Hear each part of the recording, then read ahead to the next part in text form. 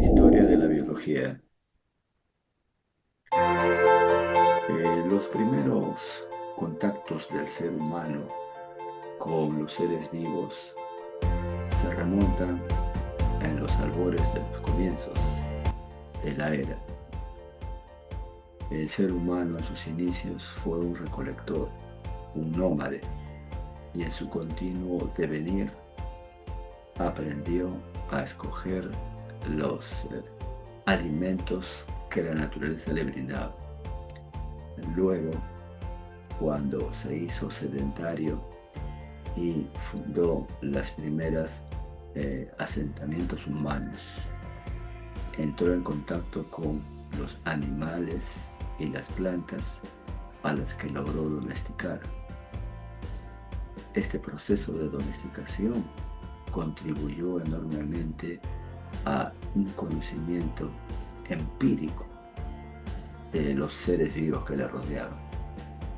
Este conocimiento no tenía nada de carácter científico, solo era práctico, le servía para poder sobrevivir, pero sin embargo fue muy valioso ya que le proporcionó los primeros conocimientos acerca de las características de los seres vivos, de sus ciclos reproductivos, de las condiciones del hábitat en el cual prospera, etcétera, etcétera, etcétera.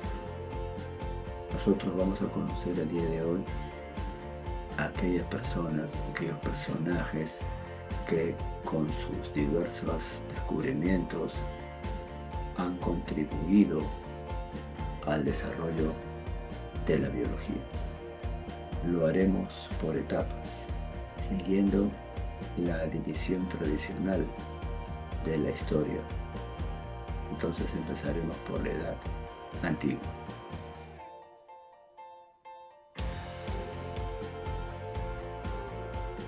Tenemos que citar en primer lugar a un personaje muy conocido por todos, Aristóteles, el gran filósofo estagirita Aristóteles, que incursionó en diversos campos: política, ética, moral, filosofía, estadística y por supuesto en el campo de las ciencias naturales.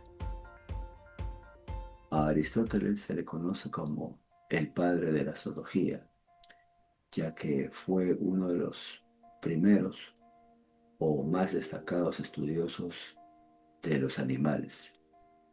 Sus trabajos se dirigieron a elaborar una clasificación de los animales y su palabra fue muy bien vista y respetada durante muchísimos años.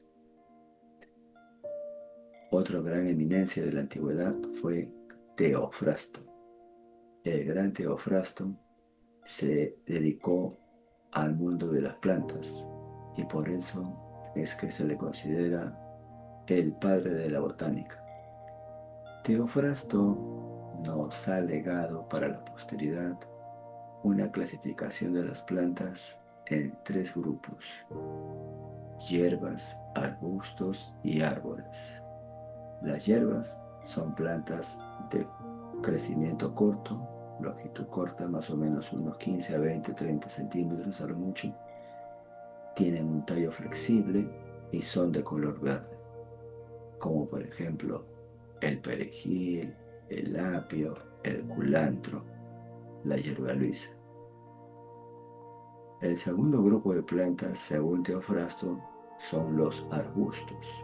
Arbusto significa árbol de estatura corta, más o menos unos 1,50 m, 1,60 m, 80 m aproximadamente. El tallo de los arbustos ya es leñoso, pero sin llegar a alcanzar una gran envergadura. Y por último a los árboles, cuyo tallo se ha lignificado, convirtiéndose en troncos gruesos y resistentes de abundante follaje.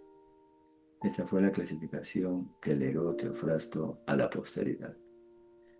En la Edad Media, el avance del conocimiento biológico estuvo limitado por el afán del ser humano de esta época de enfocarse hacia la espiritualidad. Sin embargo, destacaron algunos intentos biológicos como el Santo Tomás de Aquino, ¿no? Principalmente. Pero si queremos destacar lo más significativo de esta etapa, tenemos que irnos al renacentismo. El renacentismo, que comprendió los siglos XIV al XVI, fue un despertar del hombre hacia la naturaleza, dejando a un lado ese carácter místico tan típico de los comienzos de la Edad Media. Aquí se realizaron viajes y como resultado de estos viajes se descubrieron nuevas especies de plantas y animales que no eran conocidos en esa época y que por lo tanto contribuyeron a incrementar el bagaje de conocimientos del hombre de ciencias de esa época. Entonces, estos descubrimientos incentivaron el interés por las ciencias naturales. Entre los personajes que más destacaron en esta época, merece citarse a Anton van Leeuwenhoek. Anton van Leeuwenhoek no fue un científico en el sentido estricto de la palabra. Fue un comerciante, un rico comerciante de telas, que sin embargo era muy curioso, ya que tenía una gran habilidad, la habilidad de poder pulir vidrios para poder obtener lentes de aumento.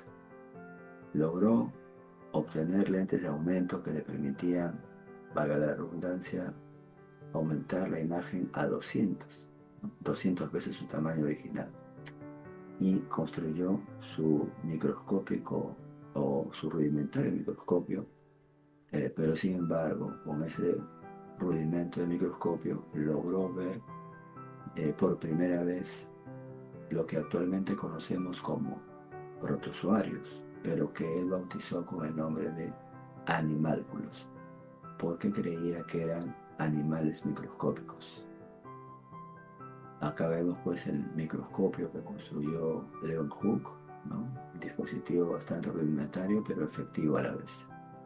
Esta fue su gran contribución a la biología. También tenemos que citar en esta época a otro importante personaje. Nos referimos a Robert Hooke. Robert Hooke no fue exactamente un biólogo, fue físico, pero sin embargo hizo grandes aportes a la biología. Su más destacado aporte fue haber observado una lámina de corcho en su microscopio y se dio cuenta que estaba formado por cavidades vacías, a las cuales se llamó cell en inglés, que en castellano significa cavidad hueca. Pero con el paso del tiempo esta definición ha sido traducida como célula y así ha quedado acuñada. Es por esa razón que a Robert Hooke se le considera como el padre de la citología, la ciencia que se encarga del estudio de la célula. Pero no vio exactamente células, sino las cavidades, ya que el contenido se había desintegrado por completo. También merece citarse a dos grandes investigadores alemanes, Matthias Schleiden y Theodor Schwann, uno botánico y el otro zoólogo. Ambos, trabajando en equipo, propusieron la primera teoría en la historia de la biología, la teoría celular. La teoría celular dice claramente que la célula es la unidad estructural, fisiológica y genética de los seres vivos. Con ello pues se está poniendo en evidencia que todos los seres vivos deben estar formados por células y esta reúne todas las características propias de un ser vivo: nutrición, relación y reproducción. Este fue el aporte de estos eminentes investigadores alemanes. Nos vamos hasta Suecia y ahí tenemos a Carl von Linné o Carlos Linneo. Este gran maestro es considerado el fundador de la taxonomía, es decir, la ciencia que estudia la clasificación de los seres vivos. Linneo ha pasado a la posteridad como el que propuso las reglas para la escritura de los nombres científicos. Según Linneo, todo ser vivo debe tener un nombre científico escrito en latín, formado por dos palabras, el género y la especie. El género debe ser escrito con letra inicial mayúscula, mientras que todo lo demás debe ser con minúscula. Estas especificaciones y otras más aparecieron en su famoso libro Especies Plantarum. Este fue el aporte de Linneo. Pasamos a la Edad Moderna. La Edad Moderna ya se caracteriza por el surgimiento de las grandes ciudades, las grandes urbes, el surgimiento de la clase proletaria y la burguesía, la gran revolución tecnológica. En el campo de las ciencias tenemos como principales aportantes a Jean-Baptiste Lamarck, este eminente científico francés que fue justamente el que acuñó el término biología, propuso la primera teoría que intentó explicar la evolución de los seres vivos. Su teoría, denominada teoría de la herencia de los caracteres adquiridos, ha pasado a la posteridad por la explicación que dio acerca del crecimiento del cuello de la jirafa y cómo este carácter se ha ido transmitiendo de generación en generación.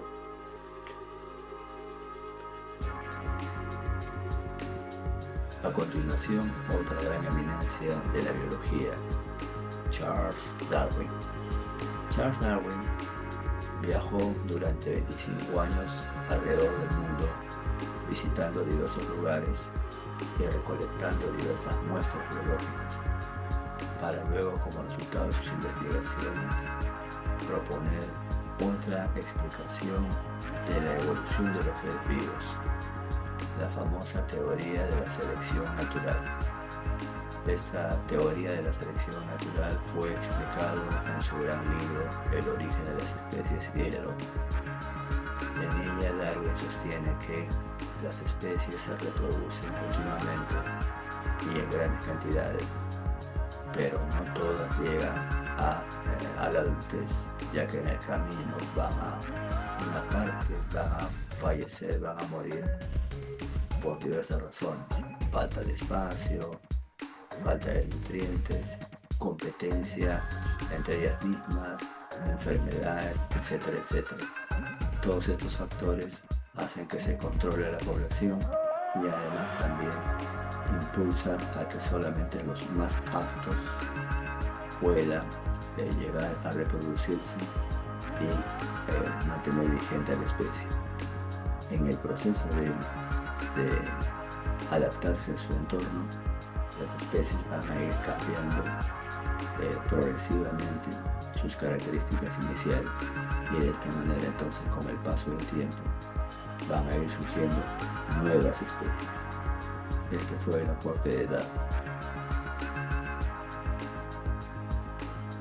Louis Pasteur, este eminente investigador francés, nos ha legado a la posteridad importantes trabajos en el campo de la microbiología, es decir, la rama de la biología que se encarga del estudio de los seres vivos microscópicos, y por esa razón se le considera el padre de la biología.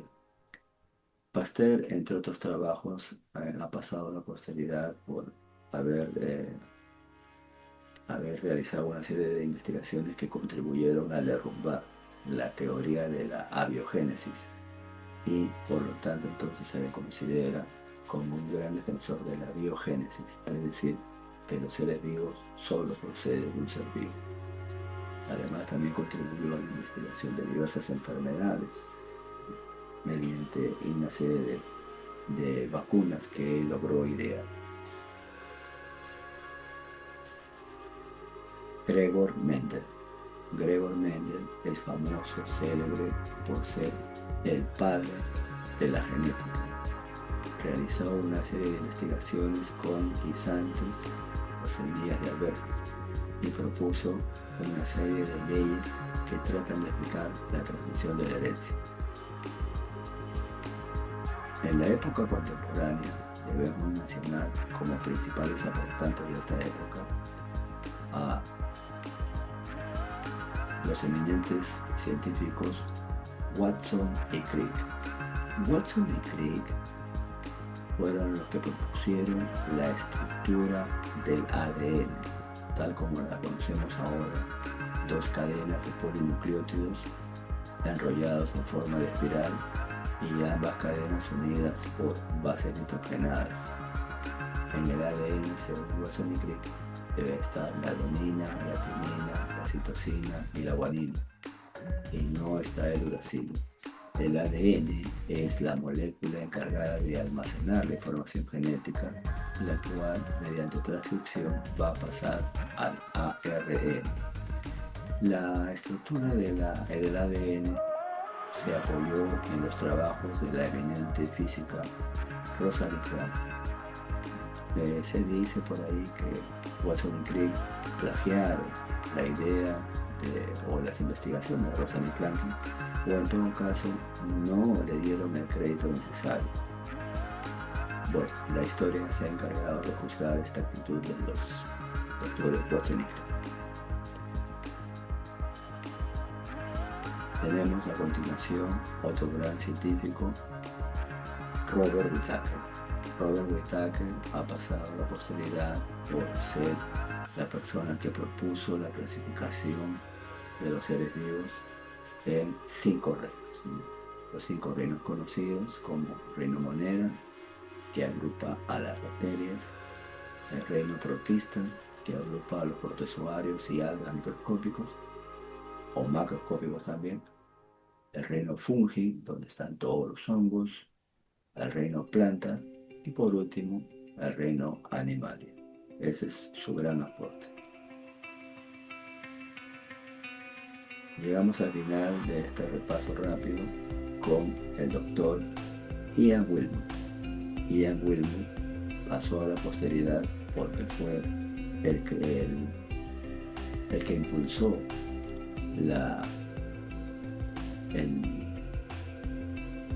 el desarrollo de la famosa oveja Dolly. Realizó con éxito la primera clonación, tomando células somáticas e incluyéndolas en una célula germinal. El caso de la oveja Dolly fue famoso en el mundo porque fue el primer ser vivo clonado en un laboratorio. No duró mucho tiempo, pero sin embargo impulsó a otros trabajos de similar corte. Bien, entonces este fue el repaso de la historia de la biología. Seguramente han quedado en el tintero otros nombres importantes que tal vez en algún momento hagamos una segunda parte. Eso es todo.